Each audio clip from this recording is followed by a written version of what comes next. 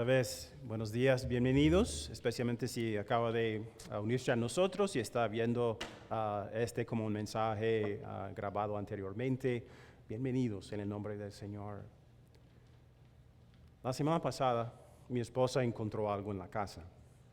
No fue un insecto, una cucaracha, fue un sobre que contenía algún efectivo que nosotros habíamos sacado de nuestra cuenta durante la pandemia, hace unos años, para usar en caso de emergencia. Se nos había olvidado completamente de este sobre. Y dice, mira el sobre que encontré con efectivo. Y, bueno, qué bueno, y nos regocijamos. Porque eso es lo que sucede en la vida, ¿no? Porque si perdemos un objeto de valor y luego lo encontramos, nos regocijamos, nos hace felices. Pues hoy en la Biblia vamos a leer una historia sobre una persona, de hecho sobre una nación entera, que perdió algo de gran valor y luego volvió a encontrarlo. Y nuestra oración será que nosotros no perdamos esta cosa de gran valor, sino que siempre la mantengamos en nuestros ojos de la fe. Leemos del libro de 2 Reyes, capítulo 22. Josías tenía 8 años cuando ascendió al trono y reinó en Jerusalén 31 años. Josías hizo lo que agrada al Señor, pues en todo siguió el buen ejemplo de su antepasado David. No se desvió de él en el más mínimo detalle. En el año 18 de su reinado, el rey Josías mandó a su cronista Safán, hijo de Asalías y nieto de Mesulán, que fuera al templo del Señor. La historia de Josías, un ancestro de Jesús mismo, toma lugar más o menos en el año 620 antes de Cristo. Y podemos ver aquí que cuando en el Antiguo Testamento, cuando se nos presenta otro rey de Israel, siempre se nos presenta una evaluación de su reinado. Y cada rey de Israel es evaluado a base de esto. ¿Cómo estuvo su relación con el Señor? Obedeció los mandamientos del Señor. Y tenemos eso aquí, en Josías. Pero Josías es como una anomalía entre su familia, los otros reyes de su familia, porque tanto el padre como el abuelo de él, tanto su hijo como su nieto, los que lo siguieron, fueron reyes infieles, que adoraron ídolos, dioses falsos, y no al Señor. Pero ¿con quién se compara Josías? Con el rey David, con el rey más fiel de Israel. Josías fue un rey fiel que adoraba al Señor. ¿Qué pudo haber hecho la diferencia en la vida de Josías? O sea, un rey creyente entre 4 que no creían. Vamos a investigarlo un poco. Pero seguimos en el versículo 8. El sumo sacerdote Hilquías le dijo al cronista Safán, he encontrado el libro de la ley en el templo del Señor. Entonces se lo entregó a Safán. Cuando el rey oyó las palabras del libro de la ley, se rasgó las vestiduras, una señal de angustia, y dio esta orden, vayan a consultar al Señor por mí y por el pueblo y por todo Judá con respecto a lo que dice este libro que se ha encontrado. Sin duda que la gran ira del Señor arde contra nosotros, porque nuestros antepasados no obedecieron lo que dice este libro, ni actuaron según lo que está prescrito para nosotros. ¿Cuál es la cosa de más valor que jamás hayas perdido? El objeto de más valor que jamás hayas perdido. Si lo encontraste, ¿cómo te sentías? Obviamente alegre. ¿Qué perdió la nación de Israel? Según esta lectura, ¿qué perdieron? La Biblia. La perdieron. Aparentemente, durante los reinados de los reyes anteriores, incrédulos que adoraban ídolos, o perdieron o destruyeron todas las copias del libro de la ley, los libros de Moisés, de Génesis a Deuteronomio. Y ahora están reparando el templo. Es parte de una reforma que hacía Josías. Quiero renovar la adoración al Señor. Entonces, renovando el templo, encuentra el sumo sacerdote Hilquías una copia escondida de la ley del Señor. Y seguramente Josías estaba alegre por ese descubrimiento, pero también preocupado. ¿Por qué? Lo lee y dice, no hemos hecho esto, ni yo ni nuestro pueblo hemos obedecido lo que dice la ley del Señor. Pero es interesante que aún antes de descubrir ese libro perdido, el libro de la ley, Josías ya tenía conocimiento del Señor y de su ley. ¿Cómo habría adquirido ese conocimiento de él? Acuérdate de Hilquías, el sumo sacerdote.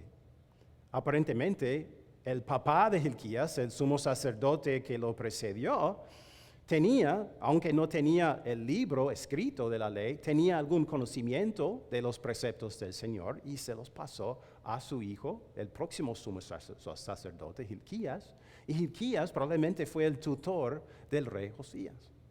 Y por eso Josías, dentro de básicamente una familia incrédula que no creía en el Señor, probablemente recibió esa palabra oralmente de la boca de Hilquías. Y aunque Josías no tenía toda la palabra de Dios, ahora sí la tenía y se dio cuenta de que él y su pueblo habían pecado contra el Señor. E hizo lo que todos los creyentes hacemos cuando pecamos. ¿Qué hacemos? Nos arrepentimos. Él se arrepintió de sus pecados, también de los pecados de la nación. Pero ¿cómo pierde una persona o una nación la Biblia? ¿Cómo sucede? Puede haber muchos factores, y voy a decir que hay muchos factores, porque eso sí les sucedió a ellos, pero también puede suceder a nosotros también. Podríamos perderla, aunque esté en medio de nosotros. Cuando llamamos la Biblia la palabra de Dios, decimos la verdad, porque es lo que es. Pero quizás al escuchar esa frase mucho, palabra de Dios, esta es palabra de Dios, puede ser que se nos embota un poco el corazón con respecto a su significado. Cuando la Biblia dice que es palabra de Dios, no significa es simplemente un libro sobre Dios. Significa que es la mismísima palabra de Dios. La palabra que Él entregó a mensajeros humanos para entregárselo a los seres humanos, en lenguaje humano. Entonces, cuando leemos la Biblia, cuando escuchamos la Biblia, Dios literalmente está hablando con nosotros. Pero a veces se nos olvida. Y si se nos olvida, entonces vamos a tratar a la Biblia más como un libro cualquier que como la palabra de Dios que es. O pensar que no es tan importante para mi vida. Quizás algo adicional, algo extra que pueda enriquecer mi vida un poco. Pero si no creemos que es la palabra de Dios, no vamos a prestarle mucha atención y fácilmente podemos perderla. Otra cosa es que vivimos en un mundo que quiere algo nuevo, ¿verdad? Algo nuevo, algo innovador. ¿Cuál es la próxima cosa? Y vivimos en un mundo que nos dirá, no, es un libro antiguo. O sea, el último libro de la Biblia fue escrito hace casi 2000 años. ¿Cómo puede tener algo bueno para decirte hoy en día? ¿Verdad?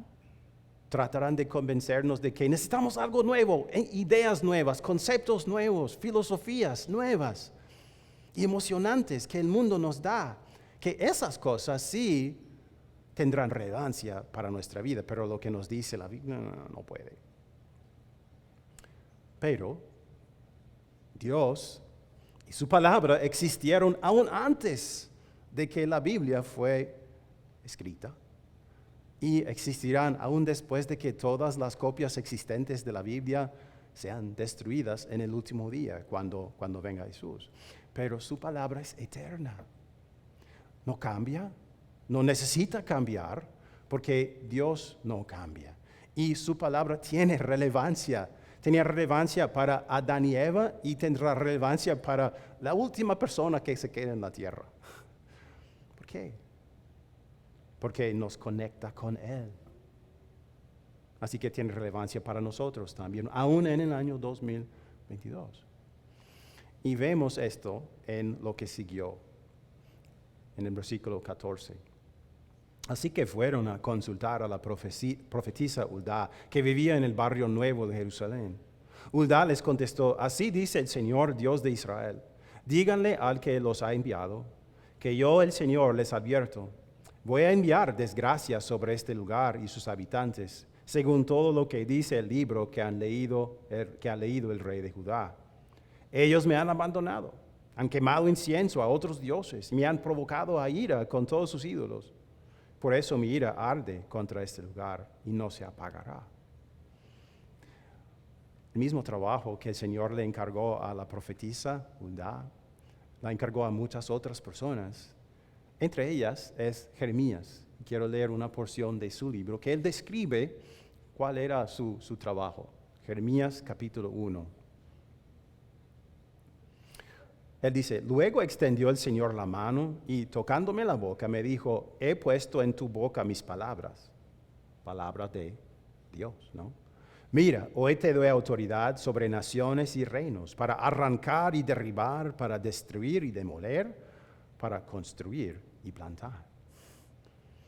Nuestra congregación acaba de demoler un edificio, por eso estamos congregándonos aquí, el edificio donde antes congregábamos. ¿Por qué? Porque queremos construir algo nuevo, algo mejor, ¿no? Y es lo que Dios hace por medio de su palabra. Demuele y construye. Demuele las cosas que nos separan de Él y destruyen nuestra relación con Él para que pueda construir una relación con nosotros. Es lo que quiere hacer. Es lo que hace su palabra. ¿Cuál fue la cosa que destruyó la relación de Israel con el Señor? Fue su adoración a dioses falsos. Solamente en el Señor hay vida. Vida verdadera, aquí y después de la muerte. Fuera de Él solamente hay muerte, no hay verdadera vida. Y es la vida que quiere para nosotros. Él quiere destruir toda cosa que pueda impedir que tengamos esta vida, para que pueda construir en nosotros la fe en Él, para recibir esa vida. Y podemos ver el poder de la palabra en lo que pasó en la vida de Josías. En el versículo 18 dice: pero al rey de Judá, que los envió para consultarme, díganle que en lo que atañe a las palabras que él ha oído, yo, el Señor, Dios de Israel, afirmo: como te has conmovido y humillado ante el Señor al escuchar lo que he anunciado contra este lugar y sus habitantes, que serían asolados y malditos, y como te has rasgado las vestiduras y has llorado en mi presencia, yo te he escuchado. Yo, el Señor, lo afirmo. Por lo tanto, te reuniré con tus antepasados y serás sepultado en paz. Tus ojos no verán la desgracia que enviaré sobre este lugar. La palabra de Dios le hizo a Josías darse cuenta de que había pecado contra el Señor, que merecía su castigo. Pero Dios mismo entregó su palabra a Hulda para que se la dijera al corazón de Josías y le dijo: esos pecados se han ido. En su lugar hay perdón y paz y aceptación de parte de mí. Otra manera en que podríamos perder la Biblia es si no entendemos cómo funciona. Hay muchas personas que tienen una Biblia en la casa. ¿Bueno o malo? Bueno. Tienen una Biblia en la casa, en el estante, y ahí se queda. ¿Bueno o malo? Malo. Abierta en la mesa. Si no la leen, si no la escuchan, realmente no les hace ningún beneficio. Porque podríamos pensar que la mera presencia de la Biblia en mi casa, aunque no la leo, me da un beneficio o garantiza mi relación con Dios. Eso sería como si yo fuera a decirle a mi esposa: Becky, ya no necesito escucharte porque vives en la casa conmigo. Nuestra relación está bien, tú estás aquí, pues no te necesito escuchar. ¿Qué diría ella? Estás equivocado, Steve. Necesitas escucharme. decimos básicamente lo mismo a Dios. Si tenemos una Biblia en la casa, pero no la leemos, si no le prestamos atención, si no la escuchamos. Porque Dios obra en nuestros corazones cuando escuchamos la palabra. ¿Qué hizo Uldán? Habló esa palabra al corazón de Josías. Y es lo que nosotros necesitamos hacer también para recibir su beneficio, escucharla, leerla. También necesitamos distinguir entre la Biblia y la oración, porque son distintas cosas. Las dos son necesarias, pero son distintas. Y no son intercambiables. Porque no podemos decir, ya no voy a leer la palabra de Dios porque oro. Porque la oración no es un sustituto por leer la palabra de Dios. Porque en la oración tú hablas a Dios. Él no te habla por medio de la oración. Él te habla por medio de su palabra. Tal como en una relación humana, siempre es mejor escuchar antes de hablar. En nuestra relación con Dios, aún más importante, primero escuchar lo que Él nos dice por medio de su palabra y luego decirle algo por medio de la oración. Porque lo que Él no puede demoler los pecados y construir la fe en nuestro corazón si simplemente siempre le hablamos y nunca le escuchamos. Él quiere construir en nosotros la confianza de que el descendiente de Josías, Jesús, es el puente entre nosotros y Dios. Es el camino a Dios. Y por la fe en Jesús cruzamos ese puente para recibir de Dios perdón, amor, paz y vida eterna. Es lo que quiere decirnos. Y eso nos dará una razón para hablarle, para decirle gracias y confianza para pedirle las cosas que necesitamos. Pero escuchar antes de decir. ¿Te acuerdas de las palabras de la lectura para hoy? Voy a leer el primero y el último. En el principio ya existía el verbo. ¿Quién es el verbo? Jesús. Y el verbo estaba con Dios y el verbo era Dios. Él estaba con Dios en el principio. Y el verbo se hizo hombre y habitó entre nosotros. ¿Qué nos está diciendo Juan sobre Jesús? Que es Dios, que siempre ha existido, pero que se hizo un ser humano y vivió entre nosotros para que pudiéramos conocer de verdad a Dios. Ahora, nuestros corazones pecaminosos y el mundo incrédulo en que vivimos siempre tratarán de convencernos de que hay sustitutos satisfactorios por Dios. Los placeres, las satisfacciones, el éxito, las cosas que recibimos en este mundo tratan de imitar el placer de conocer a Dios, pero no pueden hacerlo. Son imitaciones falsas. Por eso seremos tentados a siempre tratar de llenarnos de todo lo que este mundo ofrece, sus tesoros, sus experiencias, sus ideas. Pero terminaremos vacíos, solos y sin Dios, porque Él es el único que realmente nos puede llenar. Jesús es el verbo, Él es la palabra de Dios, porque lo que Él dice y lo que Él es revelan que tenemos un Dios cuyo amor es mucho más grande de lo que podemos imaginar y es sorprendente, tan grande que su amor pudo amarme a mí. Una persona que me rebelo contra Él y trato de sustituir otras cosas por Él, ídolos por Él. Y ese amor es por ti también. Y se demuestra ese amor tan grande principalmente en la cruz, en que el Hijo de Dios es sacrificado por tus pecados, por mis pecados, y luego resucita de entre los muertos. Nuestras conciencias pueden decirnos que somos pecadores. O sea, no necesitamos necesariamente la Biblia para saber que hemos pecado. Hacemos algo malo y la conciencia nos reprende, pero solamente la palabra de Dios, la Biblia, puede asegurarnos y darnos la confianza de que todos esos pecados son perdonados y olvidados a causa de Jesús, a causa de lo que Él hizo por nosotros. Si no escuchamos la palabra, eso es lo que estamos perdiendo. Eso es lo que Dios quiere decirnos. quizás un descubrimiento inesperado, pero es como Dios empieza ese proyecto de construcción en tu corazón.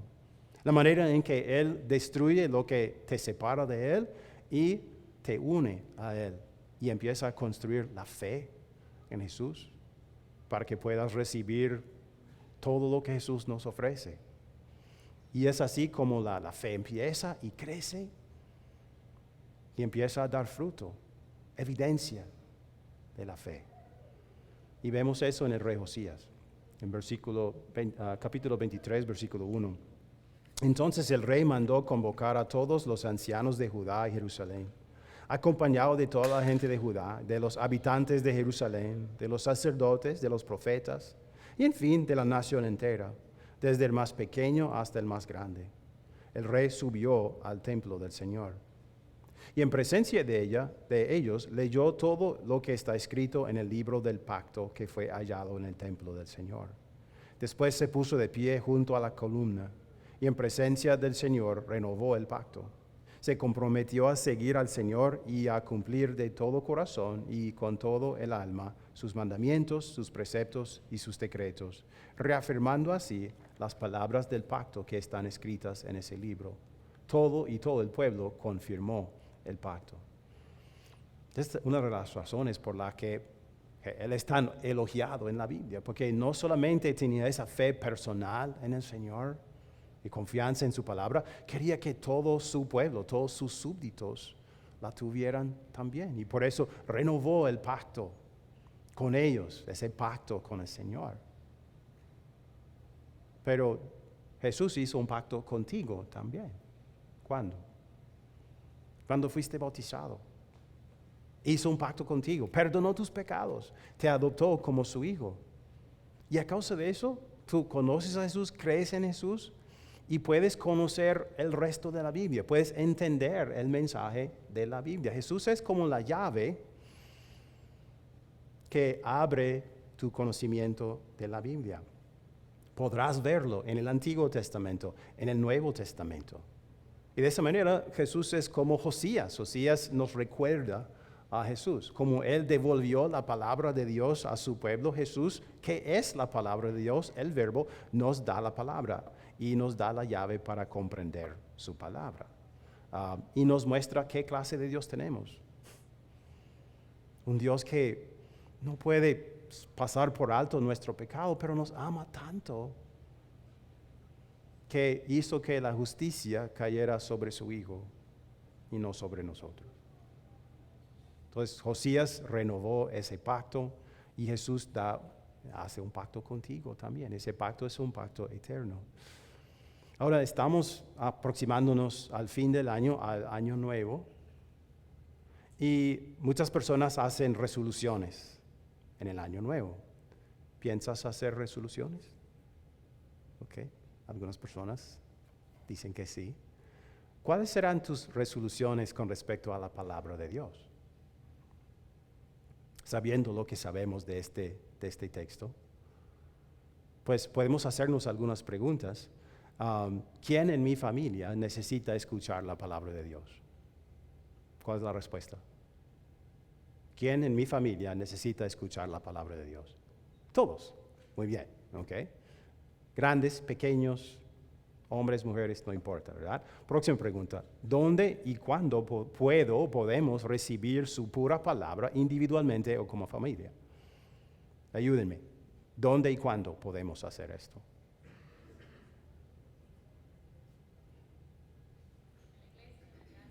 Ok.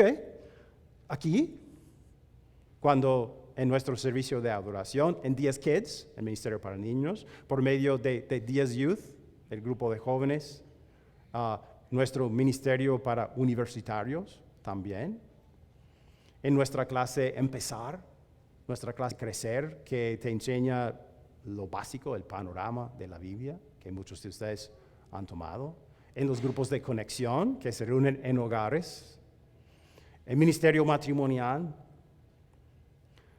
nuestro programa de lectura bíblica, que te da cada día una lectura que puedes leer de la Biblia en un café o en tu oficina o en tu casa.